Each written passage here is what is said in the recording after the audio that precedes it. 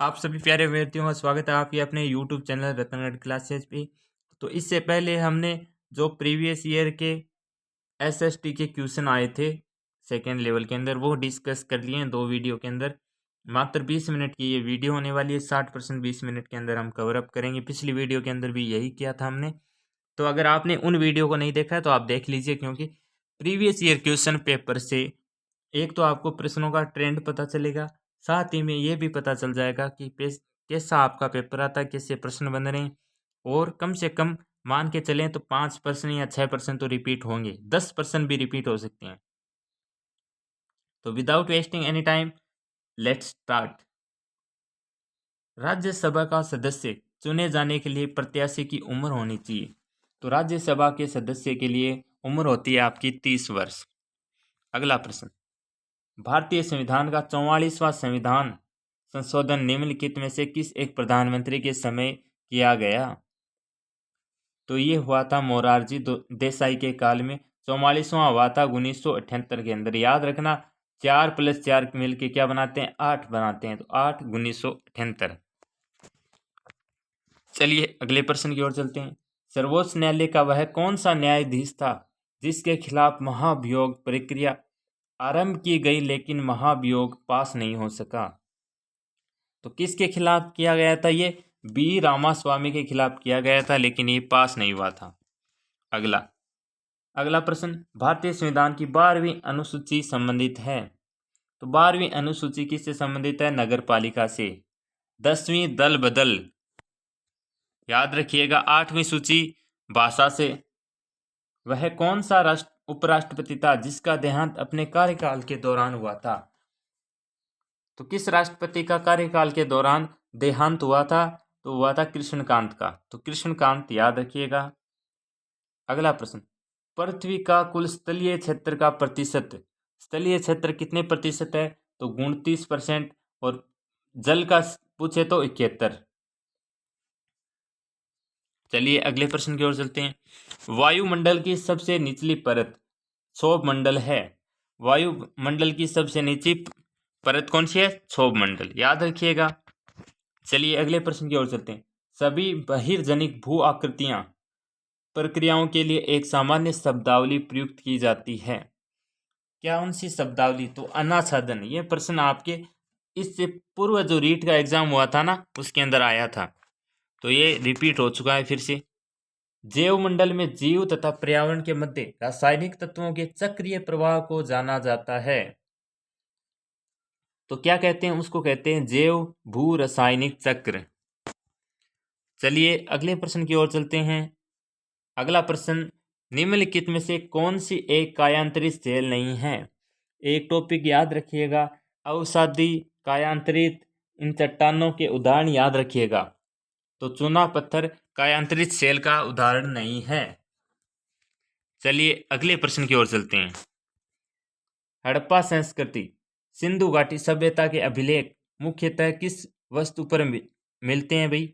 ये मिलते हैं मुहरों पे। मुहरों पे बिल्कुल सही हो जाएगा। अगला प्रश्न, उत्तर वैदिक काल में आर्य संस्कृति का केंद्रीय स्थल क्या कौन सा था भाई? उत्तर वैदिक काल के अंदर तो गंगा यमुना दोआब है ना, वो था। अगला प्रश्न, भारत के प्राचीन नगरों का पतन, urban decay in India 300 AD 1000 AD नाम प्रसिद्ध पुस्तक की लेखक कौन है? तो ये पुस्तक किसने लिखी थी? राम शरण शर्मा ने। चलिए अगले प्रश्न की ओर चलते हैं। हिंदू विवाहित महिलाओं का पृथक निवास एवं भरण पोषण अधिनियम कब पारित किया गया था? तो ये 1946 के अंदर पारित किया गया था, याद रखिएगा। अगला प्रश्न, भारतीय समाज के इतिहास में 1856 वर्ष महत्वपूर्ण सिद्ध हुआ था। लॉर्ड डलहौजी ने एक काम किया था। क्या किया था? विधवा पुनर्विवाह अधिनियम पारित किया था 1856 के अंदर। ईश्वर चंद्र विद्यासागर ने पहला विधवा विवाह किया था। ये पुरुष थे जिन्होंने सबसे पहले यह पहल की थी और इन्हीं के प्रयास से ये अधिनियम बना था। अगला प्रश्न, भारतीय इतिहास में स्वर्ण युग किस काल के लिए प्रयुक्त होता है? तो गुप्त काल के लिए होता है ये शब्द प्रयोग। अगला प्रश्न, शरण बेलगोला स्थित बाहुबली की महान प्रतिमा का निर्माण किस काल में हुआ? किस काल में हुआ था? तो गंग काल के अंदर इसका निर्माण किया गया। चलिए अगले प्रश्न की ओर चलते हैं। इंडिका के लेखक तो मेगस्थनीज। मेगस्थनीज किसका दरबारी था? वो था राजदूत था सेल्यूकस का। और किसके दरबार में था? चंद्रगुप्त मौर्य के दरबार में था, जिसने पुस्तक लिखी थी इंडिका। अगला प्रश्न, कंबुज स्थित अंकोर वाट का विष्णु मंदिर किसने बनवाया?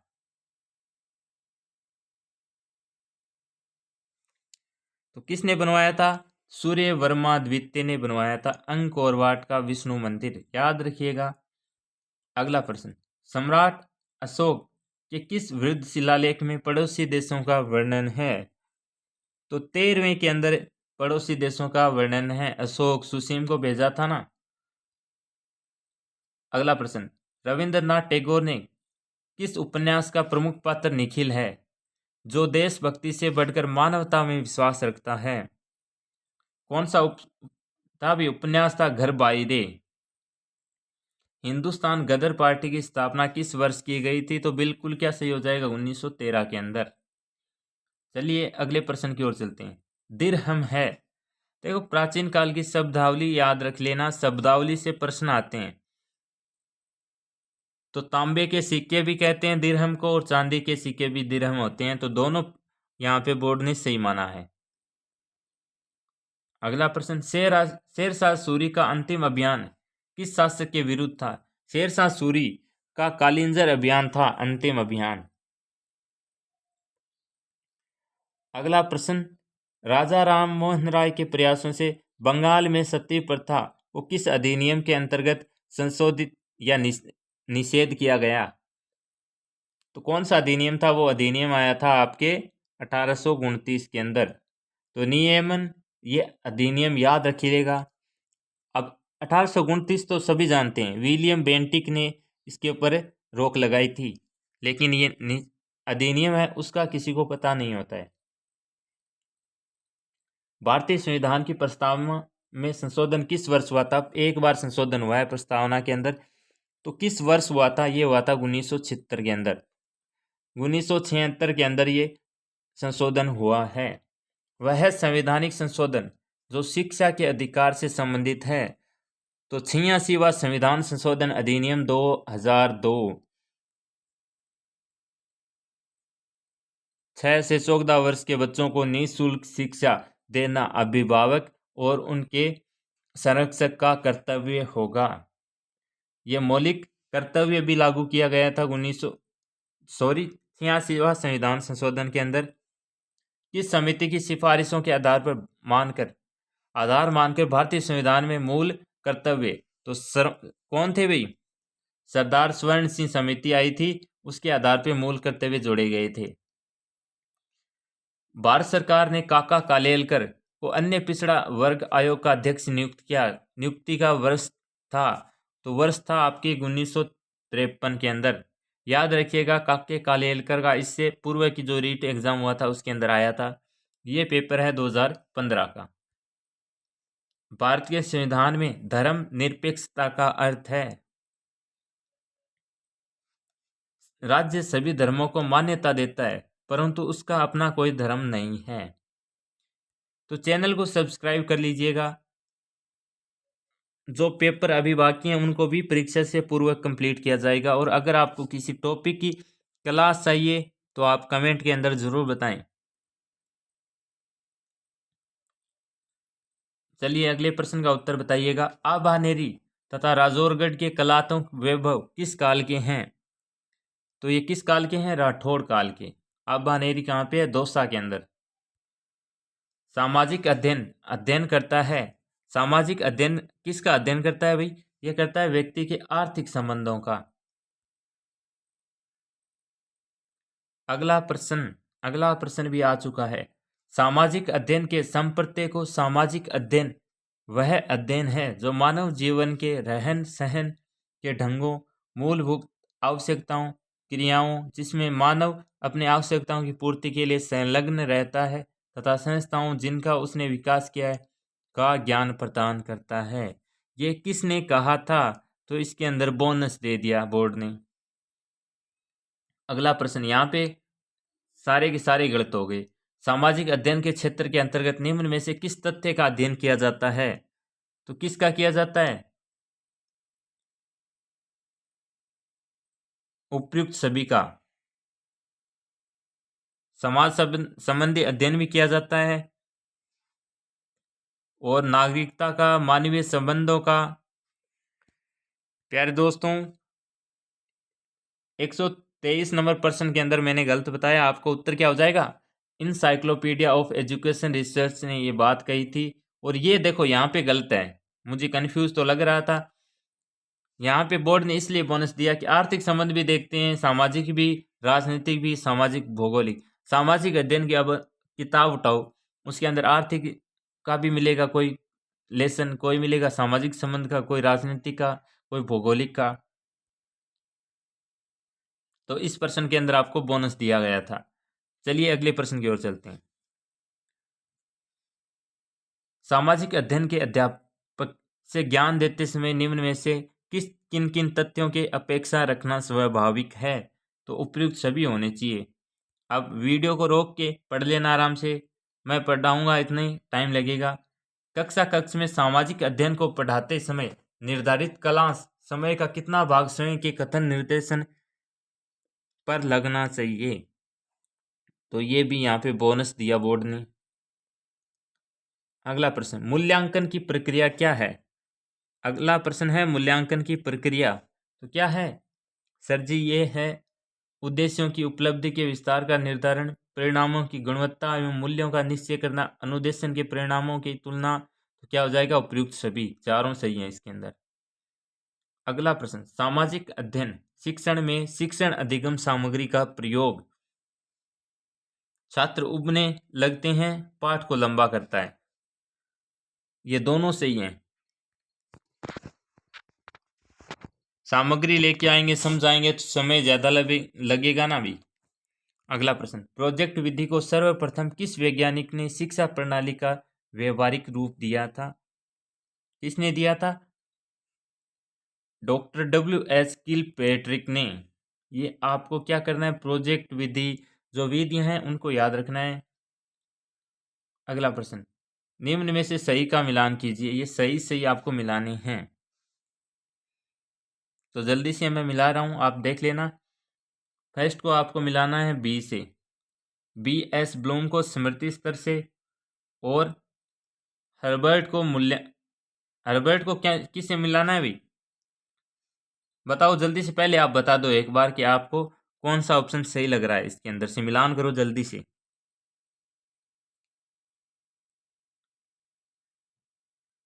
सारे के सारे आपस में मिलाए हुए हैं, ये सारे के सारे आपस में सही हैं, तो सी ऑप्शन आपका राइट हो जाएगा इसके लिए।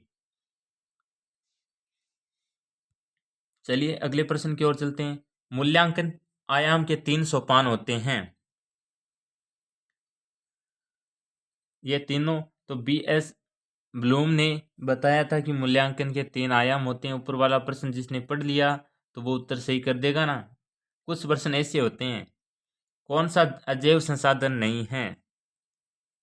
मृदा अजैव संसाधन नहीं है। चलिए अगले प्रश्न के अंदर चलते हैं, कौन सा कथन सही नहीं है? अब देखो बाकी तीनों पढ़ लेना, ये बता देता हूँ। उच्चावच, तुंगता और ढाल मृदा के संचय को निर्धारित करता है, ये गलत है इसके अंदर। अगला प्रश्न, निम्नलिखित में विश्व का कौन सा देश अग्रणी तांबा उत्पादक देश है? तो चिल्ली, आपको याद रखना, चिल्ली तांबा उत्पादक देश है एक। कौन सा परंपरागत ऊर्जा का स्रोत नहीं है? पेट्रोलियम एक परंपरागत ऊर्जा का स्रोत नहीं है।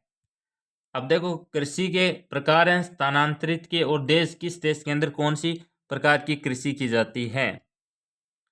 सुमेलित नहीं है, ये बताना है आपको। तो मिल्पा मेक्सिको के अंदर नहीं होती, ये सुमेलित नहीं। बाकी देखो इनको याद रख लेना, वीडियो रोक के एक बार लिख लो। अगला प्रश्न, प्रायद्वीपीय भारत का सर्वोच्च शिखर कौन सा है? प्रायद्वीपीय भारत का सर्वोच्च शिखर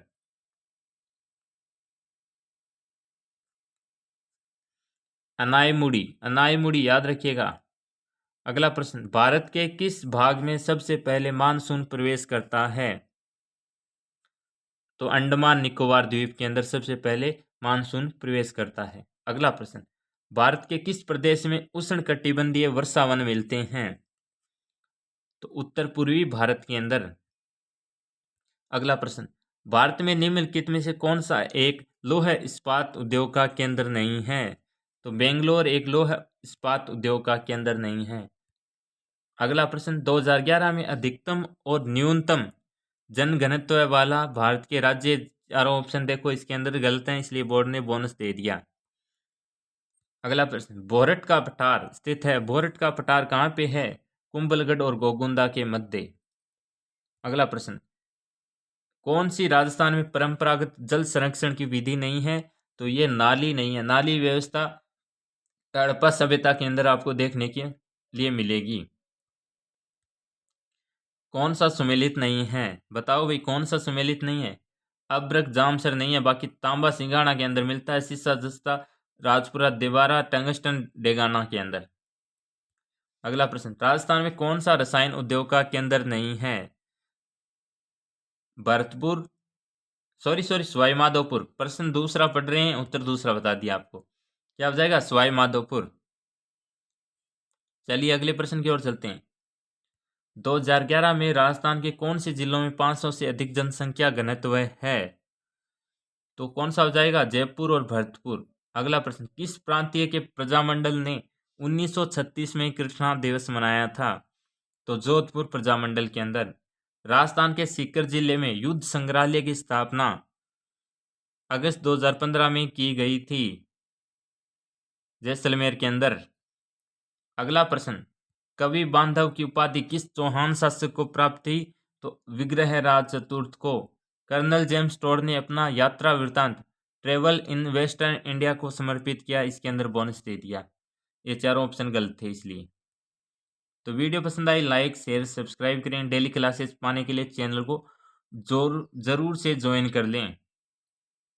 मिलते हैं नेक्स्ट वीडियो के अंदर। एनी अदर टॉपिक जैसे लैंग्वेज का कि फर्स्ट लैंग्वेज के क्वेश्चन आंसर करा दो, तो वो भी आपको कंप्लीट करवा देंगे। कमेंट करना है आपको।